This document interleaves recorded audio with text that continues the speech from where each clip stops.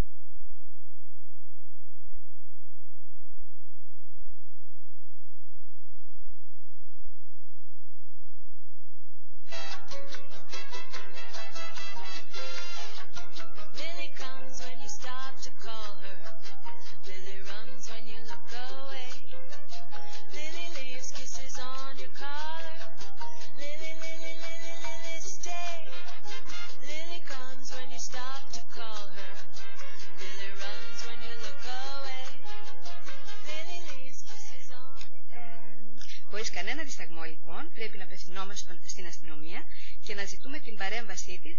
Σε αυτό μας βοηθά πολύ και η αποσαφήνιση ζητημάτων που έχουν εγερθεί από την εφαρμογή του νόμου 4039 του 12, έτσι λέγεται η εγκύκλειος, που έχει σταλεί σε όλες τις αγγελίες εφετών και πρωτοδικών όλης της χώρας από τον εισαγγελέα του Αρείου Πάγου, την οποία πρέπει να την έχουμε και μαζί μας αν χρειαστεί, γιατί είναι πάρα πολύ σημαντική. Και να σταματήσω εδώ, τα λέμε κάθε φορά γιατί έτσι πρέπει, για να καλησπερίσω εδώ στο στούντιο και να καλωσορίσω την παρέα μας τη γνωστή και πολύ αγαπητή μας κυρία Αναστασία Διάκου, επίκουρο καθηγήτρια στο εργαστήριο Παρασιτολογίας και Παρασιτικών Νοσημάτων της Ιατρικής Σχολής στο Αριστοτέλειο Πανεπιστήμιο Θεσσαλονίκης. Καλησπέρα. Καλησπέρα σε όλους τους ακροατές μας. Σας ευχαριστούμε πάρα πολύ που είστε πάλι μαζί μας. Γιατί την προηγούμενη φορά δεν προλάβαμε μάλλον να συζητήσουμε το πολύ σημαντικό θέμα για το τοξόπλασμα. Νομίζετε κι εσείς ότι θέλει το χρόνο του για να το συζητήσουμε, να μας εξηγήσετε και να μας κάνετε να ξεχάσουμε τους φόβους που έχουμε γι' αυτό πολλοί από εμάς ίσως, γιατί πρέπει να διαλύσουμε και τους μύθους γύρω από αυτό, γιατί και πολλοί γιατροί, νομίζω, επιστήμονες άλλων ειδικοτήτων έχουν σε αυτό το θέμα λίγο διαφωνούμε πάνω σε αυτό το θέμα. Λοιπόν, είμαστε εδώ, ξεκινούμε και να ξεκινήσουμε από το παράστο, από το τοξόπλασμα, να μας πείτε. Το τοξόπλασμα, η τοξοπλάσμωση είναι ένα αρκετά γνωστό νόσημα, ένα αρκετά γνωστό παράσιτο, το τοξόπλασμα Γκόντι όπως το λέμε, και νομίζω ότι είναι αρκετά γνωστό επειδή συγκαταλέγεται στις εξετάσεις που κάνουν συνήθως οι γυναίκες όταν μείνουν έγκυες. Από εκεί έγινε γνωστό. Νομίζω ότι αυτό το ξέρει περισσότερος κόσμος. Δημιουργήθηκαν οι μύθοι και οι εκφοβίες. Αλλά δυστυχώς ακολουθείται από αρκετές ιστορίες που δεν είναι ακριβείς, οπότε σήμερα θα έχουμε την ευκαιρία τα περισσότερα από αυτά ίσως να τα ξεδιαλύνουμε και να τα εξηγήσουμε. Οπότε ξεκινώντας να εξηγούμε κάποια πράγματα, να πούμε ότι το τοξόπλασμα Γκόντι είναι ένα παράσιτο, είναι ένας μονοκύτταρος οργανισμός, ένα πρωτόζωο παράσιτο, αποτελείται δηλαδή μόνο από ένα κύτταρο και παρασιτεί σε όλα τα θερμόαιμα ζώα, δηλαδή σε όλα τα θηλαστικά και τα πτηνά. Όλα τα θηλαστικά και τα πτηνά μπορεί να είναι ξενιστές αυτού του παρασίτου. Τα παράσιτα έχουν αυτό που λέμε βιολογικό κύκλο, δηλαδή χρειάζονται να περάσουν από έναν ή περισσότερους ξενιστές για να ολοκληρώσουν τη ζωή τους. Το τοξόπλασμα λοιπόν έχει έμεσο βιολογικό κύκλο. Αυτό σημαίνει ότι χρειάζεται 2 ζωικά είδη για να ολοκληρώσει το βιολογικό του κύκλο. Το ένα πάντα πρέπει να είναι, το ένα ζώο πρέπει πάντα να είναι κάποιο ζώο της οικογένειας των ελουροειδών. Άρα, γι' αυτό ενοχοποιείται η γάτα. Ακριβώς. Άρα για εμάς εδώ που μέσα στις πόλεις τουλάχιστον δεν έχουμε άλλα ελουροειδή, μιλάμε για τη γάτα. Και ο δεύτερος ξενιστής είναι ένα οποιοδήποτε άλλο θηλαστικό ή πτηνό. Και ο άνθρωπος μέσα σε αυτά. Μάλιστα. Και ο κύκλος του πόσος είναι, τι διάρκεια έχει, θα το πούμε παρακάτω αυτό, γιατί μπορούμε να το πούμε και τώρα. Πρέπει να έχει κύκλο, είπατε, στην γάτα ζωής. Ναι, ακριβώς. Στη γάτα το παράσιτο βρίσκεται αρχικά μετά τη μόλυνσή της στο έντερο, στα κύτταρα του ενδέρου. Εκεί πολλαπλασιάζεται και για ένα πολύ μικρό χρονικό διάστημα στη ζωή της η γάτα, που κυμαίνεται από 1 έως 3 εβδομάδες το πολύ, αποβάλλεται το παράσιτο, μία μορφή του παρασίτου, με τα κόπρανα της γάτας στο περιβάλλον. Άρα, εφόσον και αν μολυνθεί. Είπαμε, δεν είναι μολυσμένες όλες οι γάτες. Όχι βέβαια, αλλά ακόμα και αν μολυνθεί μια γάτα, μόνο για μία φορά, την πρώτη φορά που θα μολυνθεί στη ζωή της και μόνο για 1 εβδομάδα έως 3 εβδομάδες αποβάλλει το παράσιτο. Διασπείρει το παράσιτο στο περιβάλλον. Από εκεί και πέρα, το παράσιτο περνάει και στους ιστούς της γάτας, καθιστώντας της αυτό που λέμε χρόνια μολυσμένη. Δηλαδή, υπάρχει το παράσιτο ζωντανό κάπου στους ιστούς της γάτας, προκαλώντας συνεχώς την παραγωγή αντισωμάτων και κατά κάποιο τρόπο η γάτα είναι φυσικά εμβολιασμένη. Αχα. Δεν ξανααποβάλλει το παράσιτο, οπότε δεν είναι επικίνδυνη η γάτα, παρόλο που έχει. Ακριβώς. Δηλαδή, είναι, ας πούμε, σε εισαγωγικά φυσικά εμβολιασμένη και έτσι αν ξαναμολυνθεί, και θα πούμε αργότερα πώς μολύνεται η γάτα, δεν ξανααποβάλλει, δεν ξαναδιασπείρει, δεν αποτελεί ξανά πηγή δηλαδή του παρασίτου για το περιβάλλον η γάτα. Μάλιστα. Πολύ σημαντικό. Βέβαια, πολύ σημαντικό. Όσον αφορά τους υπόλοιπους ξενιστές, μπορεί να είναι, όπως είπαμε, τα μυρικαστικά, το άλογο, ο άνθρωπος, ο σκύλος. Μπορεί και ένα σκύλος, μπορεί και ένα άλογο. Βεβαίως, συγκαταλέγονται όλα αυτά στους ενδιάμεσους, όπως λέμε, ξενιστές, όπου μολύνονται από το στόμα, και πώς μολύνονται πάλι θα το πούμε σε λιγάκι, αλλά το παράσιτο δεν έχει καθόλου εταιρική φάση, παρακατευθείαν περνάει στους ιστούς αυτών των ζώων, όπως και του ανθρώπου, παραμένει εκεί, πολλαπλασιάζεται και παραμένει εκεί ζωντανό, καθιστώντας και αυτά τα είδη φυσικά εμβολιασμένα. Γι' αυτό το λόγο λοιπόν και όλα αυτά τα ίδια, τα ζώα αλλά και ο άνθρωπος, αν εμφανίσουν κάποια προβλήματα από την τοξοπλάσμωση, πράγμα που είναι πολύ σπάνιο βέβαια, θα το εμφανίσουν μόνο την πρώτη φορά που θα μολυνθούν στη ζωή τους. Δηλαδή και άλλα ζώα, αρκετά ζώα παθαίνουν τοξοπλάσμωση, το οποίο το παράσιτο το παίρνουν από πού? Από τη φύση, από το χώμα, από... Ωραία, ναι, αυτή είναι η επόμενη ερώτηση που είναι πολύ καλό να ξεκαθαρίσουμε. Η γάτα μολύνεται όταν καταναλώνει, όταν τρώει μολυσμένο ομό κρέας. Και συνήθως αυτό για τη γάτα σημαίνει όταν κυνηγάει τα μικρά της θηράματα, όπως είναι κοντικάκια, πουλάκια κλπ. Το παράσιτο βρίσκεται στους ιστούς αυτών των μικρών ζώων και μολύνει τη γάτα. Τα χορτοφάγα ζώα μολύνονται όταν φάνε τις μορφές που αποβάλλονται με τα κόπρανα της γάτας στο περιβάλλον, από το χόρτο που τρώνε, από το νερό που πίνουν, πιθανόν να είναι μολυσμένο. Ο άνθρωπος τώρα μολύνεται κυρίως τρώγοντας, όταν τρώει μισοψημένο ή άψητο μολυσμένο κρέας από αυτά τα μυρικαστικά, δηλαδή πρόβιο, αίγιο κρέας, σπανιότερα άλλα είδη που είναι μολυσμένα, αλλά δεν είναι και καλά μαγειρεμένα, γιατί αν ψηθούν τα κρέατα αυτά, δεν έχουν κανένα κίνδυνο. Εννοείται ότι πρέπει να μην τρώμε ομό το κρέας μας. Ακριβώς, αυτό είναι ένα μέτρο πρόληψης, να τρώμε πάντα καλοψημένο κρέας. Και της κότης και του... Όλα. Αν και τα πιο συχνά μολυσμένα θεωρούνται ότι είναι τα μικρά μυρικαστικά, καθώς αυτά εκτρέφονται εκτατικά, ενώ τα περισσότερα άλλα ζώα συνήθως είναι ενσταυλισμένα ή εκτρέφονται, όπως λέμε, βιομηχανικά, δηλαδή δεν έρχονται σε επαφή με το περιβάλλον τόσο πολύ. Όχι ότι αποκλείεται να μολυνθούν και εκείνα, απλώς συνήθως είναι σε μικρότερα ποσοστά μολυσμένα. Άλλος τρόπος μόλυνσης του ανθρώπου είναι όταν καταναλώνει φρούτα και λαχανικά που δεν είναι πολύ καλά πλημμένα. Άρα λοιπόν πάνω σε αυτά τα φρούτα και τα λαχανικά μπορεί να υπάρχουν τα παράσιτα, η μορφή που αποβάλλει η γάτα με τα κόπρανά της και έτσι να μολύνουν τον άνθρωπο. Και ένας τελευταίος τρόπος είναι βέβαια η ενδομητρική μόλυνση. Είναι αυτό που συνήθως ξέρει ο κόσμος ο πολύς. Η ενδομητρική μόλυνση που είναι σπάνια, αλλά είναι πολύ σημαντική για τον άνθρωπο. Δηλαδή, όταν μια γυναίκα είναι έγκυος και τότε μολυνθεί για πρώτη φορά στη ζωή της με το παράσιτο, έχει μια μικρή αλλά υπαρκτή δυστυχώς πιθανότητα να μολυνθεί και το έμβριο μέσω του πλακούντα. Και αυτό λέμε στους πρώτους 3 μήνες μπορεί να συμβεί. Όχι, μπορεί να συμβεί καθ' όλη τη διάρκεια της εγκυμοσύνης, όποτε και αν γίνει αυτή η πρώτη μόλυνση, Απλώς, ανάλογα με τη φάση που βρίσκεται η εγκυμοσύνη, πρώτο, δεύτερο ή τρίτο τρίμηνο, αλλάζουν οι πιθανότητες να μολυνθεί το έμβριο, αλλά αλλάζει και η σοβαρότητα της συγγενούς, όπως τις λέμε, τοξοπλάσμωσης, δηλαδή των επιπτώσεων στο έμβριο. Έτσι, στο πρώτο τρίμηνο, οι πιθανότητες να μολυνθεί το έμβριο είναι πολύ μικρές, αλλά συνήθως η μόλυνση είναι μοιραία για το έμβριο, δηλαδή αποβάλλεται. Στο δεύτερο τρίμηνο οι πιθανότητες ανεβαίνουν, είναι πιο εύκολο να μολυνθεί το έμβριο, αλλά πιθανόν να επιβιώσει, αλλά θα γεννηθεί συνήθως με προβλήματα, συγγενή τοξοπλάσμωση.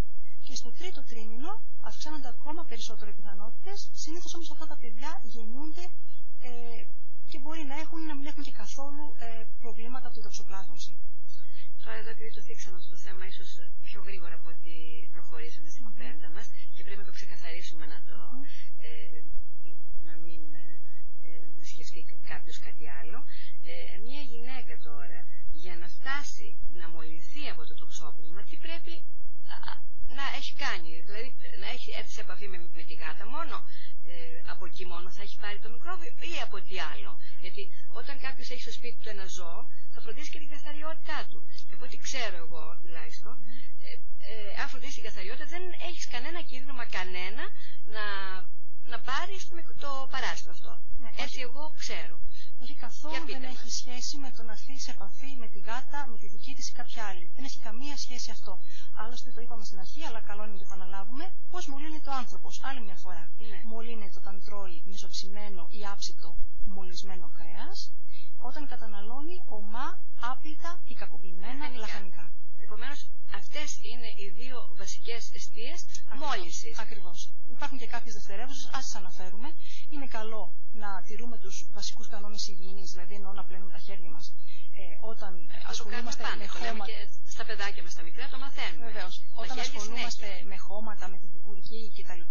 Ακόμα καλύτερα, αν είμαστε σε μια ομάδα υψηλού κινδύνου, ενώ γυμονούσες, να χρησιμοποιούμε και γάντια όταν κάνουμε κυπουρική, έτσι, γιατί τα χώματα μπορεί να είναι μολυσμένα, να υπάρχει κάπου εκεί το παράσιτο. Και τέλος, κάτι ακόμα πιο μια μικρή λεπτομέρεια, αλλά αξίζει να την γνωρίζουμε, όταν επεξεργαζόμαστε ομό κρέας στην κουζίνα, είναι καλό να μην χρησιμοποιούμε τα ίδια σκεύη από το ομό κρέας για να κόψουμε μετά ένα λαχανικό ή το ψωμί μας, οτιδήποτε. Έτσι, το μαχαίρι που κόψαμε το ομό κρέας είναι καλό να το πλένουμε καλά και μετά να το χρησιμοποιήσουμε για οτιδήποτε άλλο. Αυτοί είναι όλοι οι τρόποι που πρέπει ένας άνθρωπος να έχει υπόψη του για το πώς να μην μολυνθεί με το παράσιτο. Πολύ σημαντικό, πολύ σημαντικό. Και αμέσως δηλαδή ξεφεύγουμε από τα παραφιλολογίες. Ναι. Και πρέπει να το λέμε και συνέχεια ότι δεν μολύνεται από αυτά τα πράγματα. Ναι, αλλά το τονίσω και με έναν ακόμα τρόπο, αν μπορώ. Έχουν γίνει έρευνες επιδημιολογικές επανειλημμένα για το αν έχει κάποια σχέση η κατοχή γάτας με τη μόλυνση από το τοξόπλασμα. Όλες αυτές οι έρευνες δείχνουν ότι είτε έχει είτε δεν έχει ένας άνθρωπος γάτα στο σπίτι του ή επαφή με γάτες γενικότερα, δεν επηρεάζει την συχνότητα μόλυνσης. Δηλαδή, οι άνθρωποι που έχουν γάτες δεν είναι συχνότερα μολυσμένοι από τους ανθρώπους που δεν έχουν γάτες. Αποδεικνύει λοιπόν και με αυτόν τον τρόπο ότι δεν είναι η γάτα που μας μολύνει. Ποιοι είναι οι άλλοι παράγοντες που αναφέρατε προηγουμένως? Η γάτα είναι υπεύθυνη για τη διασπορά του παρασίτου στο περιβάλλον. Η γάτα μολύνει το περιβάλλον, αλλά όλοι οι υπόλοιποι, τα ζώα και οι άνθρωποι, μολύνονται με άλλους τρόπους. Και αξίζει σε αυτό το σημείο να πούμε και κάτι ακόμα. Έχει υπολογιστεί ανά πάσα στιγμή ότι οι γάτες μόνο σε ποσοστό 0,1 έως 1 το πολύ % αποβάλλουν το παράσιτο με κακό πρανά. Δηλαδή μιλάμε για ένα πάρα πολύ μικρό ποσοστό όλων των γατιών. 1%. 0,1%. Και γιατί σημαίνει αυτό? Γιατί το αποβάλλουν για πολύ μικρό χρονικό διάστημα στη ζωή τους, θυμηθείτε, από μία εβδομάδα έως 3 το πολύ, και μόνο την πρώτη φορά που θα μολυνθούν στη ζωή τους. Επομένως, η σχέση της γάτας με το τοξόπλασμα είναι βασική, αλλά δεν ευθύνεται για τη μόλυνση. Δεν έχει την ευθύνη δηλαδή για τη μόλυνση. Ναι. Έχει την ευθύνη για τη διασπορά του παρασίτου στο περιβάλλον. Μάλιστα. Εξηγήσαμε πώς μολύνεται η γάτα, νομίζω. Άρα, η γάτα που κρατάμε στο σπίτι, για να πούμε για αυτό το θέμα. Τώρα έχει κάποιο μια γάτα, είτε είναι έγκυος είτε δεν είναι. Ακριβώς. Και πώς πρέπει να αποφύγουμε το παράσιτο αυτό μας. Δεν πρέπει να την ταΐζουμε με ομό κρέας. Αν την ταΐζουμε είτε με βιομηχανοποιημένη τροφή, είτε με μαγειρεμένο κρέας που φτιάξαμε εμείς στο σπίτι, δεν υπάρχει πιθανότητα, δυνατότητα να μολυνθεί. αν έχουμε μια γάτα που βγαίνει και έξω, δηλαδή ζει και μέσα στο σπίτι, αλλά βγαίνει και έξω, άρα μπορεί και να την υγιήσει και να φάει κάποια από τα μικρά πειράματα που είναι υπεύθυνα για τη μόλυνσή της.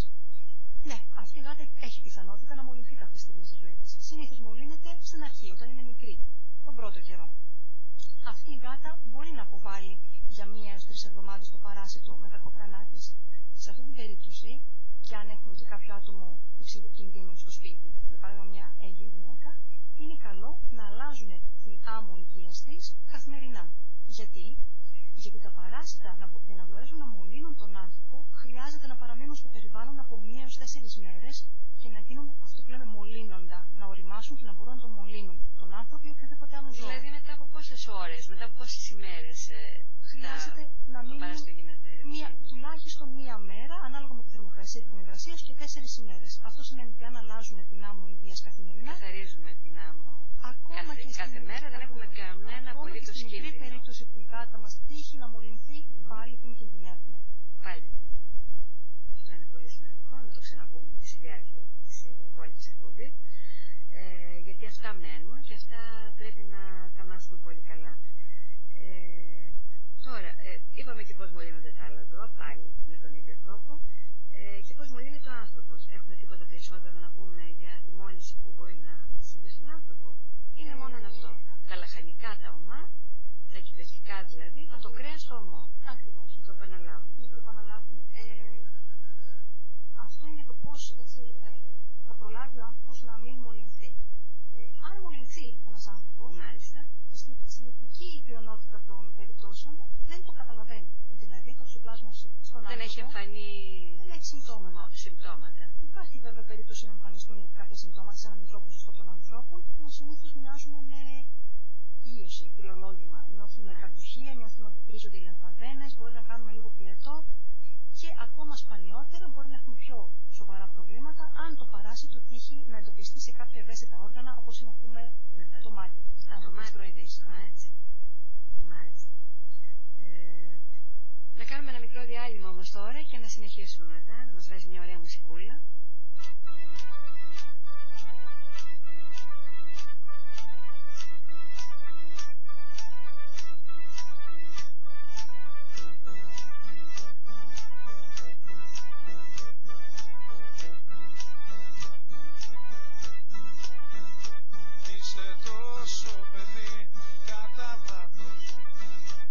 Είσαι τόσο καλό κατά λάθος. Είσαι τόσο αφελής που άμα θέλεις μπορείς πόσα κάνουν οι ξύπνοι να βρεις. Είσαι τόσο αστείο μορτάκι, σου φυλάω και το δάχτυλάκι που έχει πάθει ζημιά. Τι τον θες το καυγά, τι τον θες αφού πιάνεις λαβράκι. Έλα ψυχούλα μου, έλα καρδούλα μου, ξέρω δεν είσαι ό,τι δείχνεις. Άλλοι σε παίξανε, άλλοι σε κλέξανε, κλάψε γιατί όταν κλαις μικροδείχνεις. Δάκω στα χείλη σου, είμαι μαρτύρι σου, σβήνω το πάγο απ' το βλέμμα. Έλα στραβάτι μου, πιάσου απ' το χάρτη μου, κράτα εδώ μη σε πάρει το ρέμα.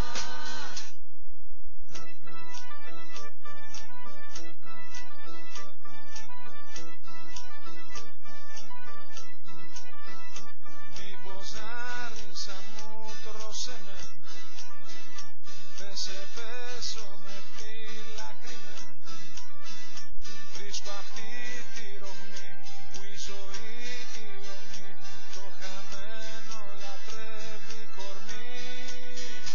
Δεν υπάρχουν νερά του Ιορδάνη κι όταν πιάνεις μωρό μου λιμάνι, μη τη ψάχνεις πολύ, όλοι αμαρτωλοί, όλοι είναι απ' το ίδιο χαρμάνι.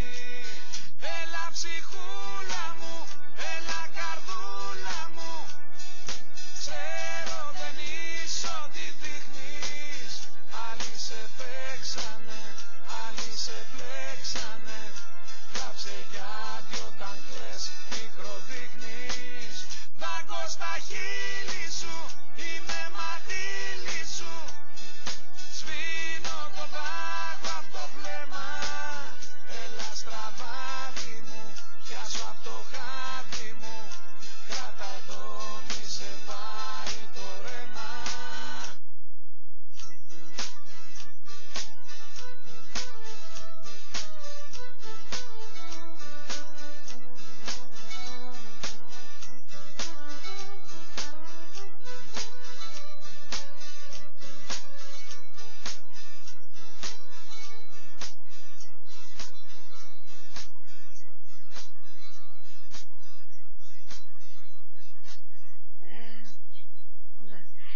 Είμαστε πάλι εδώ, κουνώντας την ουρά. Μαζί μας είναι η κυρία Αναστασία Διάκου και μιλάμε για ένα πολύ σοβαρό θέμα, για το ξόπλευμα, πώς μπορούμε να αποφύγουμε τη μόλυνση από αυτό.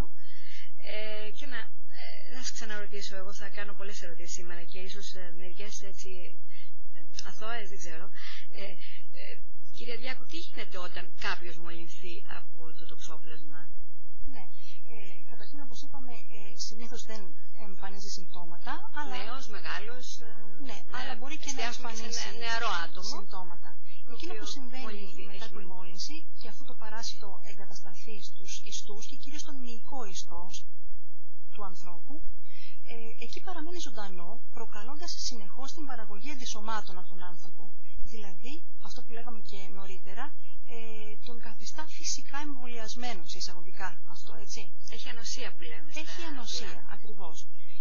Αυτό τι σημαίνει για τον άνθρωπο? Ότι αν ξαναμολυνθεί, δηλαδή αν φάει πάλι από το στόμα με την τροφή, με το ομό κρέας, με τα άπλυτα λαχανικά, το παράσιτο θα καταστραφεί άμεσα και δεν πρόκειται να πολλαπλασιαστεί εκ νέου στους ιστούς του. Δηλαδή θα παραμείνουν και πάλι παλιές. Είναι σαν να έχει εμβολιαστεί δηλαδή. Ναι, είναι σαν ένα φυσικό εμβόλιο και είμαστε ασφαλείς από τις αρρώστιες παιδικές παραδείγματος. Ακριβώς. Αυτό λέγεται ανοσία του τύπου προάσπιση που παρέχει η μόλυνση από το ξόπλασμα, η οποία διαρκεί πολλά χρόνια και πολύ συχνά εφόρου ζωής. Ανάλογα και με το πότε έχουμε μολυνθεί, διαρκεί πολλά χρόνια, οπότε και κάποιος από εμάς και εφόρου ζωής. Μάλιστα, οπότε δηλαδή ένα νεαρό άτομο, αν έχει μολυνθεί από το ξόπλασμα στην μικρή του ηλικία, μεγαλώντας και μένοντας έγκυος η κοπέλα, δεν θα έχει κανένα κίνδυνο, θα είναι εμβολιασμένη. Ακριβώς. Δεν θα πάψουμε βέβαια να είμαστε προσεκτικοί, αυτό δεν έχει καμία σημασία. Αλλά η ουσία είναι αυτή, ότι δεν θα κινδυνεύει καθόλου. Ακριβώς. Και γι' αυτό το λόγο, όταν κάνουμε αυτές τις εξετάσεις στην εγκυμοσύνη, εξετάσεις για το ξόπλασμα, ανίκνευση δηλαδή αντισωμάτων, οι γιατροί που μας κάνουν την εξέταση μας λένε τι είδους αντισώματα έχουμε. Αν έχουμε λοιπόν τα λεγόμενα IgG αντισώματα που φανερώνουν την παλιά χρόνια μόλυνση, αυτό είναι κατά κάποιον τρόπο καθησυχαστικό, γιατί όπως είπαμε καθιστά την έγκυο φυσικά εμβολιασμένη και μπορεί να μην νιώθει άγχος για το πού θα πάει η σαλάτα ή γιατί καμιά φορά ανησυχούμε για το όταν τρώμε έξω από το σπίτι οι σαλάτες αν είναι καλοπλημμένες κτλ. Όπως είπατε, επειδή δεν είναι και μόνο το ξόπλασμα, υπάρχουν και πολλά άλλα πράγματα, είναι πολύ καλό πάντα να φροντίζουμε να τρώμε καλοψημένο κρέας και καλοπλημμένα φρούτα και λαχανικά όταν τρώγω διωμά. Αλλά όσον αφορά το ξόπλασμα, και στο παιδάκι τα μικρά, να το στείλουμε και να το εφαρμόζουμε. Και μια άλλη ερώτηση έτσι τώρα που σκέφτηκα, εκτός από τη γάτα, μπορεί να κολλήσουμε και από το σκύλο? Πολύ καλή ερώτηση αυτή, γιατί την ακούμε πολύ συχνά. Σκύλος και γάτα είναι τα κατοικίδια που όλοι έχουμε στα σπίτια μας. Πολύ σωστά. Ο σκύλος όμως συγκαταλέγεται σε αυτούς που είπαμε στην αρχή ενδιάμεσους ξενιστές. Δηλαδή, το παράσιτο βρίσκεται μόνο στους ιστούς του, εκεί πολλαπλασιάζεται και παραμένει ζωντανό, ακριβώς όπως συμβαίνει και στον άνθρωπο. Για να μας μολύνει ένα σκύλος, θα το πω λιγάκι, είναι ας πούμε διάθεση χιούμορ, θα πρέπει να τον φάμε ομό. Πολύ καλό. Γιατί αυτός δεν αποβάλλει από το έντερό του, οπότε μόνο το έχει στο σώμα και πρέπει να τον ψήσουμε το φάμε. Επειδή όμως μάλλον δεν έχουμε σκοπό να κάνουμε κάτι τέτοιο, οπωσδήποτε το αποκλείουμε. Δεν υπάρχει καμία πιθανότητα να μολυνθεί ένας άνθρωπος από τον σκύλο, όπως ακριβώς με τον ίδιο τρόπο δεν υπάρχει πιθανότητα να μολυνθεί ένας άνθρωπος από έναν άλλον άνθρωπο. Μάλιστα. Τότε τα αποκλείουμε. Φυσικά. Να φύγει από μέσα από το μυαλό μας αυτό. Τώρα, είπαμε, εμείς τι πρέπει να κάνουμε για να μην μολυνθούμε, θα είμαστε προσεκτικοί σε αυτά, θα επαναλαμβάνουμε, όχι ομό κρέας, όχι άπλυτα λαχανικά, και να είμαστε προσεκτικοί στην καθαριότητα της τουαλέτας της γάτας, εάν την αφήνουμε εκεί είναι ελεύθερη και μπαίνει και βγαίνει. Που αυτό δεν το συνιστώ, δηλαδή όσοι έχουν ένα κατοικίδιο, καλά είναι να το προστατεύουν και να το έχουν. Κατοικίδιο είναι κατοικίδιο. Δεν το αφήνει να κυκλοφορεί, γιατί τα δέσποτα έχουν και διάφορες άλλες ασθένειες. Δεν είναι μόνο αυτό το πρόβλημα, το ξόπλασμα, είναι και. Να μην το αναφέρουμε, πολλές άλλες. Και νομίζω ότι είναι ο κανόνας όταν μολύνονται τα ζώα και έρχονται μετά στο σπίτι και δεν μπορούμε να τα σώσουμε. Και το καλό είναι τα κατοικίδια να είναι κατοικίδια και να τα προσέχουμε και να τα προστατεύουμε. Τώρα, όταν μολυνθεί η γάτα μας, τι πρέπει να κάνουμε? Καταρχήν δεν θα το καταλάβουμε. Ξεκινήσουμε από εκεί. Δεν θα το καταλάβουμε. Μια άλλη ερώτηση που γίνεται αρκετά συχνά είναι αξίζει τον κόπο να εξετάσουμε τη γάτα μας, να δούμε αν είναι μολυσμένη? Είναι μια εξέταση που δεν έχει ιδιαίτερη πρακτική αξία. Πρέπει να πούμε. Γιατί υπάρχουν δύο εξετάσεις που μπορούμε να κάνουμε στη γάτα. Η μία είναι κοπερανολογική εξέταση για να εντοπίσουμε πιθανόν τα παράσιτα στη φάση που αποβάλλονται με τα κόπρανα της γάτας. Όμως αυτό είναι ένα τόσο μικρό χρονικό διάστημα στη ζωή μιας γάτας που θα πρέπει να είμαστε πάρα πολύ τυχεροί να πέσουμε δηλαδή στην εβδομάδα αυτή. Ακριβώς, να πέσουμε σε εκείνο ακριβώς το χρονικό διάστημα. Δηλαδή η γάτα μας να έχει μολυνθεί μόλις λίγες μέρες πριν, λίγες εβδομάδες πριν από την εξέταση που θα της κάνουμε.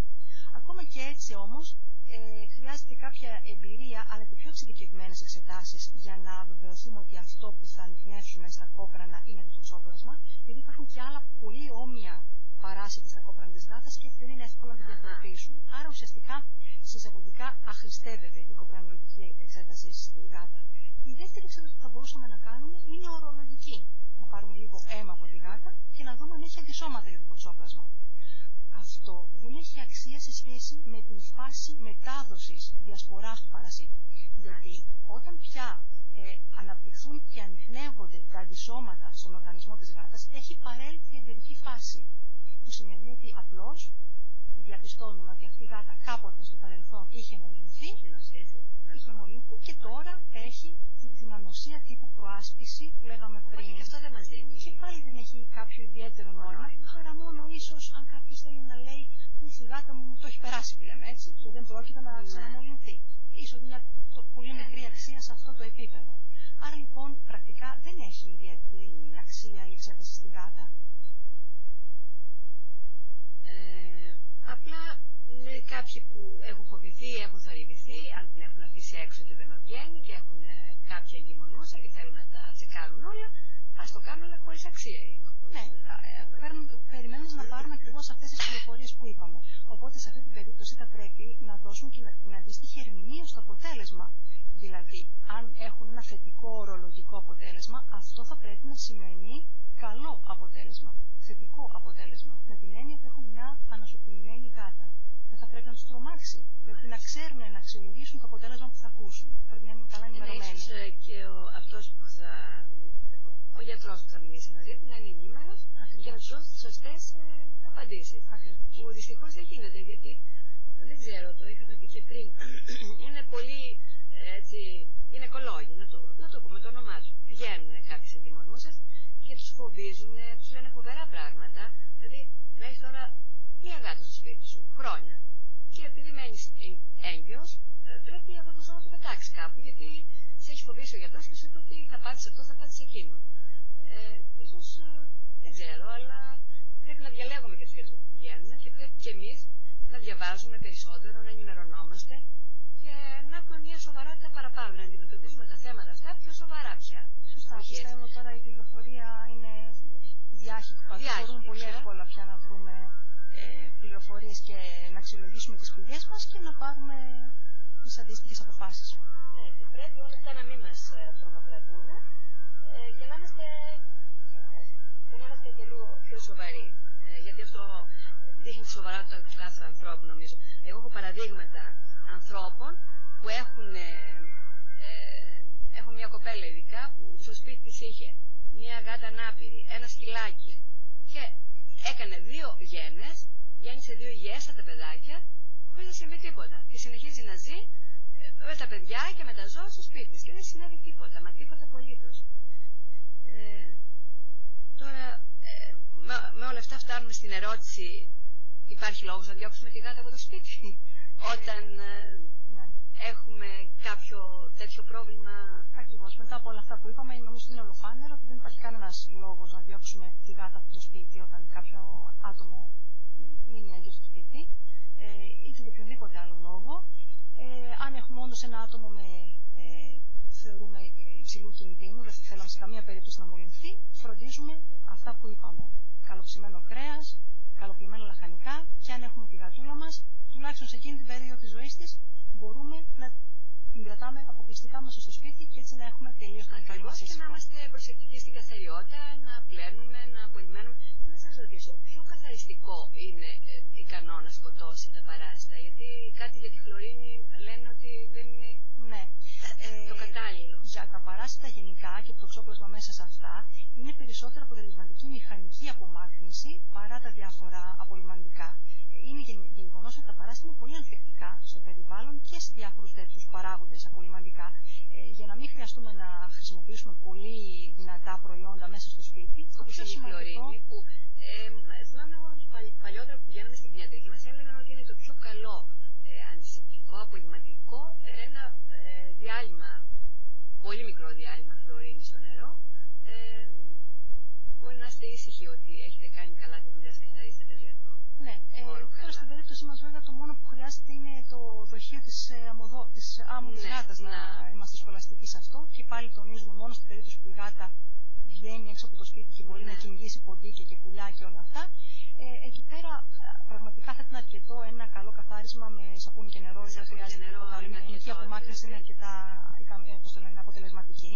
Με την ευκαιρία να πούμε για τις σαλάτες, μια που μου λέτε για απολύμανση, πολλοί άνθρωποι λένε δεν ανησυχώ, στη σαλάτα βάζω μπόλικο ξύδι και είμαι ήσυχος ότι τα έχω σκοτώσει όλα. Πραγματικά δεν καταστρέφονται τα παράσιτα τουλάχιστον με την οξύτητα του ξυδιού. Πιθανόν αυτό να λειτουργεί σε κάποιους ιούς, κάποια βακτήρια, αλλά τα παράσιτα είναι πάρα πολύ αρνητικά σε αυτά, στην επίδραση του ξυδιού. Άρα δεν αρκεί, πρέπει να πλένουμε καλά. Να πλένουμε όχι να τα σαπνίζουμε και τα λαχανικά, απλά να τα πλένουμε πολύ καλά, νομίζω χρειάζεται. Μάλιστα. Επομένως, δηλαδή, να ανακεφαλαιώσουμε τώρα λίγο και να πούμε από την αρχή που ξεκινήσαμε την κουβέντα μας, τα σημαντικά, αυτά που πρέπει να έχουμε πάντα στο μυαλό μας. Ωραία, ας κάνουμε μια ανακεφαλαίωση λοιπόν. Η τοξοπλάσμος είναι ένα νόσημα που το συναντάμε σε όλα τα θηλαστικά και πτηνά. Σπάνια εμφανίζεται με συμπτώματα που μπορεί να είναι ποικίλα. Στον άνθρωπο πιο συχνά η διόγκωση των λιποδακλείων, η κακουχία, ο πυρετός, αλλά αυτό σε ένα πολύ μικρό ποσοστό των ανθρώπων που μολύνονται. Οι περισσότεροι παραμένουν χωρίς συμπτώματα. Το ίδιο και στη γάτα, πολύ σπάνια είναι συμπτώματα η τοξοπλάσμωση. Η γάτα είναι το ζώο που διασπείρει το παράσιτο στο περιβάλλον, αλλά αυτό μόνο την πρώτη φορά που θα μολυνθεί στη ζωή της και για πολύ λίγες ημέρες, και μετά ξανά ποτέ. Τα χορτοφάγα ζώα μολύνονται από το περιβάλλον, δηλαδή από την βοσκή, το νερό που θα πιούν κτλ. Που περιέχει τη μορφή του παρασίτου που βρίσκεται στο περιβάλλον, και ο άνθρωπος μολύνεται τρώγοντας το κρέας αυτών των μολυσμένων ζώων. Δεν να φάμε κάτι που έχει το παράσιτο θα μολυνθούμε. Ούτε από το νερό, ούτε από τον αέρα, ούτε από κάτι. Το νερό μόνο αν είναι ακάθαρτο νερό, στο οποίο έχουν πέσει μέσα χώματα ή σκόνες του περιβάλλοντος, είναι τραβηγμένα. Αλλά αυτό μπορούσε να είναι. Ναι.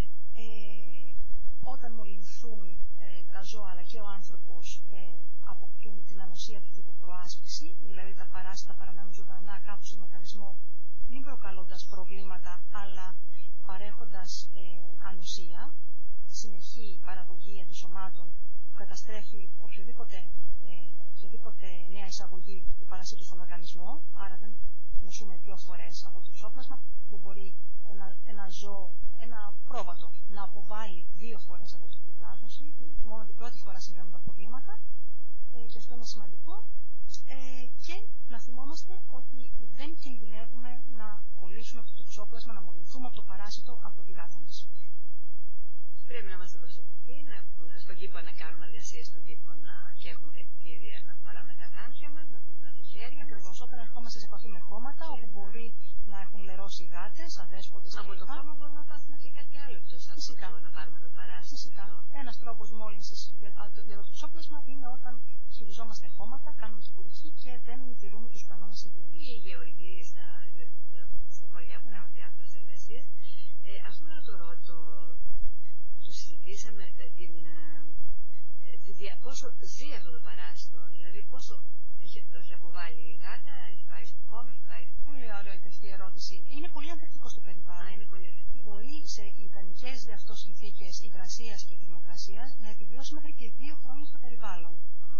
Ναι, ακριβώς. Γι' αυτό συμβαίνει τόσο λίγες γάτες να αποβάλουν το παράσιτο, θυμηθείτε από 0,1 έως 1%, αλλά τόσο πολλά ζώα να είναι μολυσμένα. Στην Ελλάδα, σε διάφορες έρευνες που έχουν γίνει, τα μικρά μυδικαστικά, δηλαδή πρόβατα και έγκες, είναι μολυσμένα, ανάλογα με την περιοχή και την έρευνα, από 20 μέχρι και 60 και 70%. Δηλαδή πολύ υψηλό ποσοστό μόλυνσης.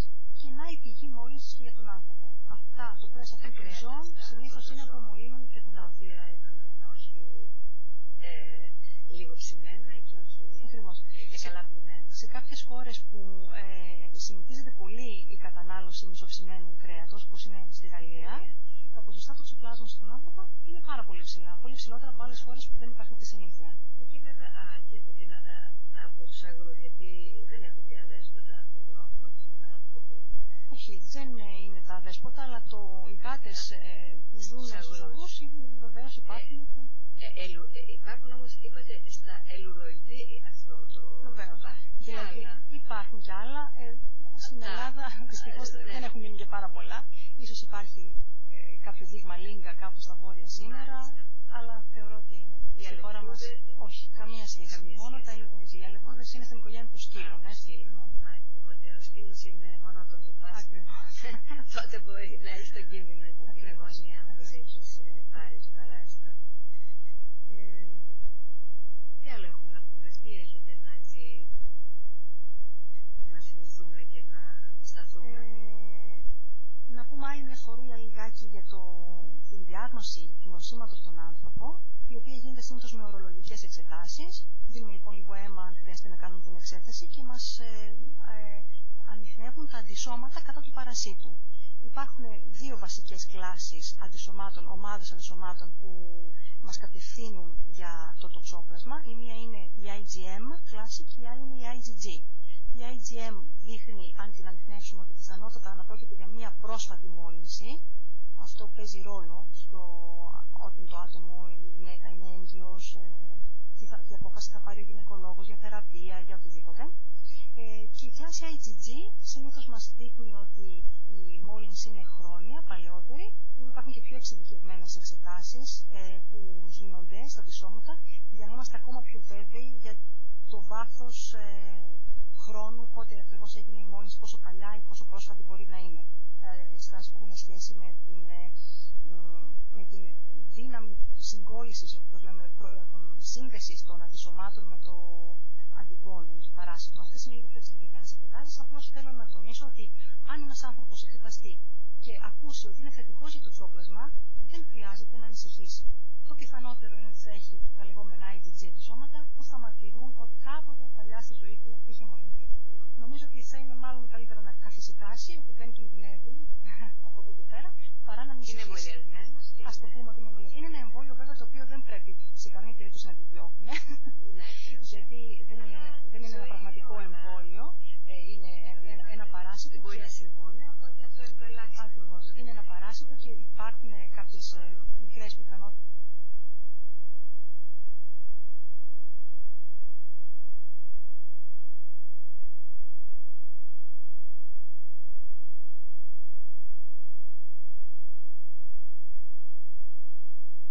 Το πιθανότερο είναι ότι θα έχει τα λεγόμενα IgG αντισώματα που θα μαρτυρούν ότι κάποτε παλιά στη ζωή του είχε μολυνθεί. Νομίζω ότι θα είναι μάλλον καλύτερα να καθησυχάσει, ότι δεν κινδυνεύει από εδώ και πέρα, παρά να ανησυχήσει. Είναι εμβολιασμένος. Ας το πούμε ότι είναι εμβολιασμένος. Είναι ένα εμβόλιο βέβαια το οποίο δεν πρέπει σε καμία περίπτωση να επιδιώκουμε. Γιατί δεν είναι ένα πραγματικό εμβόλιο.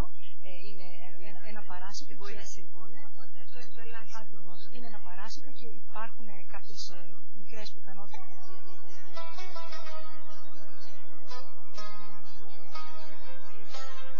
Μέρα τη μέρα πέρασαν χρόνια, μέρα τη μέρα και πέραν χιόνια.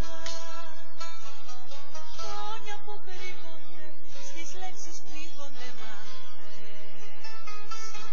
Με πιάσαν οι βροχές, μου λείπουνε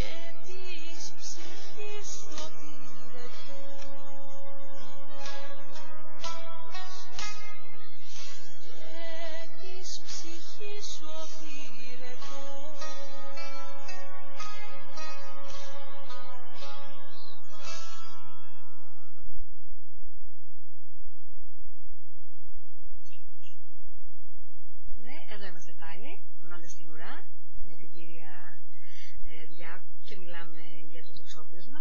Νομίζω τα είπαμε σχεδόν όλα. Ναι, νομίζω τα έχουμε καλύψει όλα. Τα έχουμε καλύψει. Ίσως θα ήθελα να πω έτσι κάτι που ακούω αρκετά συχνά από το περιβάλλον μου, φίλες, γνωστές. Πολλές φορές μου λένε έκανα μια εξέταση για το τοξόπλασμα και είμαι αρνητική, δεν έχω αντισώματα. Και λένε πώς γίνεται αυτό, εγώ από μικρή είχα γάτες στο σπίτι, πάντα με τις γάτες συναναστρεφόμουν, πάντα τις χάιδευα, τις αγαπούσα, είχα στο σπίτι. Πώς γίνεται να είμαι αρνητική για το τοξόπλασμα? Το είπαμε και το τονίζουμε άλλη μια φορά. Ο άνθρωπος δεν μολύνεται από τη γάτα του. Και από καμία γάτα προχωρεί στον δρόμο. Η κατοχή και η συναναστροφή, η σχέση με τις γάτες, το να τις χαϊδεύσεις, το να τις φροντίσεις, να τις ταΐσεις ή να τις έχεις στο σπίτι, δεν είναι παράγοντας που αυξάνει τις πιθανότητες να μολυνθείς. Μία ακόμα φορά, ο άνθρωπος μολύνεται καταναλώνοντας ομό ή μισοψημένο κρέας, καταναλώνοντας άπλυτα ή κακοποιημένα φρούτα και λαχανικά που τρώγονται ομά, από το χώμα όταν δεν είναι προσεκτικός και κάνει κυπουργικές εργασίες και ακόμα σπανιότερα αν χειρίζεται κρέας, ομό, με τα ίδια σκεύη που μετά θα χειριστεί το ψωμί, τη σαλάτα κτλ. Δηλαδή, τι να πω τώρα, έτσι όπως τα λέτε, είναι πολλοί μύθοι καταρρίπτονται και ότι πρέπει να είμαστε κι εμείς πολύ προσεκτικοί σε αυτά που ακούμε και σε αυτά που λέει ο ένας και ο άλλος που δεν έχουν καμία βάση και να μην φοβόμαστε για την ουσία δηλαδή και να προσέχουμε αυτά που πρέπει να προσέχουμε. Ακριβώς, είναι σημαντικό αυτό που είπατε τώρα. Να σπέρνουμε δηλαδή διάφορες πληροφορίες που δεν έχουν βάση, δεν στηρίζονται πουθενά και έτσι με τον ίδιο τρόπο μπορούμε να κατηγορήσουμε και διάφορα άλλα πράγματα που είναι γύρω μας και ενοχοποιούνται για διάφορα προβλήματα που δημιουργούν στον άνθρωπο, αλλά δεν μπορούμε όλα να τα εξαφανίσουμε και να τα καταστρέψουμε. Ζούμε σε αυτόν τον κόσμο. Πρέπει να το δεχθούμε. Αυτό είναι. Ακριβώς. Απλά πρέπει να παίρνουμε τις προφυλάξεις μας, να σεβόμαστε το κάθε είδος που είναι δίπλα μας, να το προστατεύουμε για να έχουμε περισσότερη ασφάλεια και να ζούμε και πιο αρμονικά, ίσως όπως πρέπει να επιδιώκουμε. Δίνοντας κάποια πληροφορία, ας πούμε στην έγκυο γυναίκα που δεν είναι ακριβής, ουσιαστικά παραπληροφορούμε και αποπροσανατολίζουμε από την κατάλληλη πρόληψη. Δηλαδή, λέγοντας σε μια έγκυο γυναίκα πρέπει να διώξεις τη γάτα σου, την αποπροσανατολίζουμε την πραγματική πρόληψη που θα έπρεπε να είναι η σύσταση. Τρώγε πάντα καλοψημένο κρέας. Λένε πάντα καλά ακριβώς. Δηλαδή, είναι σημαντικό να δίνουμε τη σωστή πληροφορία για να γίνει τη σωστή πρόληψη. Να μην αποπροσανατολίζουμε. Πολύ σωστά. Να προσέχουμε τον ένα. Και ειδικά άνθρωποι που είναι μορφωμένοι, άνθρωποι που έχουν κάποια θέση που επηρεάζουν άλλους ανθρώπους, όπως είναι μια δασκάλα σε ένα σχολείο, μια νηπιαγωγός σε ένα νηπιαγωγείο, ένας γιατρός που πηγαίνεις για να πάρεις τις συμβουλές του και πιστεύεις σε αυτά που θα σου πει. Πρέπει να είναι όλοι αυτοί πολύ προσεκτικοί, τι μηνύματα θα δώσουν στα μικρά παιδιά και στους μεγάλους ανθρώπους, για να μην πηγαίνουν σε ακραίες καταστάσεις. Δηλαδή, τι σκοτώνουμε ένα ζώο ή να το εξαφανίζουμε, το κακοποιούμε, επειδή απλά και μόνο μας είπε κάποιον ότι αυτό ευθύνεται για αυτό που μπορεί να πάθεις, ξέρω εγώ. Είναι πολύ σημαντικό αυτό και πρέπει να είμαστε πάρα πολύ προσεκτικοί.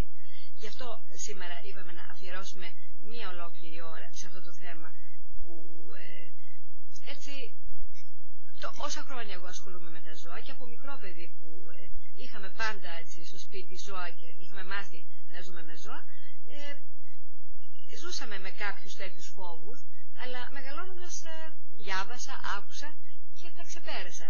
Και μεγάλωσα και στην οικογένειά μου, τα παιδιά μου, την κόρη μου, το γιο μου, χωρίς να μείνω σε αυτά τις φήμες και κάνοντας το σωστό. Δηλαδή, είχα πάντα τη σωστή καθαριότητα, είχα πάντα τη φροντίδα που έπρεπε να έχω στα ζώα που ήταν στο σπίτι, οπότε ποτέ δεν είχαμε κανένα πρόβλημα, ποτέ δεν είχαμε κανένα λόγο να ανησυχήσουμε.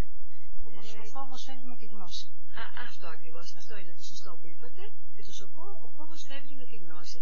Αυτό πρέπει να ακούμε προσεκτικά τους ειδικούς και προπαντός να μην λέμε, να μην διασπείρουμε φήμες ή επειδή δεν αγαπούμε τα ζώα. Είναι πολλοί που επειδή δεν τα αγαπούμε τα ζώα, λένε όλα αυτά τα πράγματα.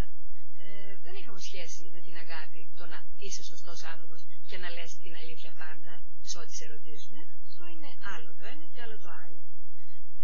Λοιπόν, τι να πω εγώ, πάρα πολύ σας ευχαριστούμε για τις πληροφορίες τις εξαιρετικές που μας δώσατε. Εγώ σας ευχαριστώ για την πρόσκληση. Ελπίζω να καλύψαμε τα βασικότερα σημεία του θέματος. Όσοι μας άκουσαν θα κατάλαβαν αρκετά όλα αυτά τα πράγματα και αν έχουν και κάποια άλλη απορία, ας απευθύνουν σε κάποιον ειδικό που αυτός θα τους λύσει την απορία και αυτός και μόνο και όχι κάποιος άλλος. Έτσι πιστεύω εγώ. Και τώρα κοντεύουμε να τελειώσουμε πριν το Πάσχα είμαστε. Θα είμαστε εδώ μετά το Πάσχα σίγουρα. Και μια και πλησιάζει το Πάσχα, εμείς σαν Φιλοζωικό ετοιμάσαμε για όλους εσάς που θέλετε να βοηθήσετε τα ζώα μας, τα δέσποτα, τις λαμπριάτικες λαμπάδες, όπως κάθε χρόνο, με πολύ μεράκι για την όλους χειροποίητες. Θα σας περιμένουμε λοιπόν το Σάββατο στις 27 Απριλίου, μετά τις 6 το απόγευμα, στο καφέ Ζαχαροπλαστείο Μοζή, επί της 25ης Μαρτίου 58. Εκεί ήμασταν και πέρυσι, αν θυμόσαστε όσοι είχατε έρθει. Μαζί μας θα είναι φέτος και κάποιοι εκπρόσωποι από τα εκλεκτά προϊόντα Aloe Vera από το Forever και εκπρόσωπος από το διαιτολογικό κέντρο DyeTherapy.gr και το οποίο θα προσφέρει στους φίλους που ενδιαφέρονται μια λεπτομερή εκτίμηση σώματος. Για αυτούς που θέλουν να κάνουν δίαιτα, να προσέξουν λίγο τα κιλά, καλοκαίρι έρχεται, είναι πολύ σημαντικό, μας αφορά όλους.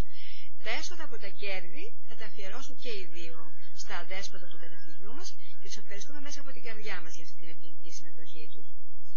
Εμείς τώρα με τη σειρά μας να σας χαιρετήσουμε, να σας ευχηθούμε μέσα από την καρδιά μας να περάσουμε όλοι ένα ήρεμο και χαρούμενο Πάσχα, να κάνουμε ό,τι μπορούμε για τον διπλανό μας και για αυτόν που πονά και για αυτόν που έχει προβλήματα.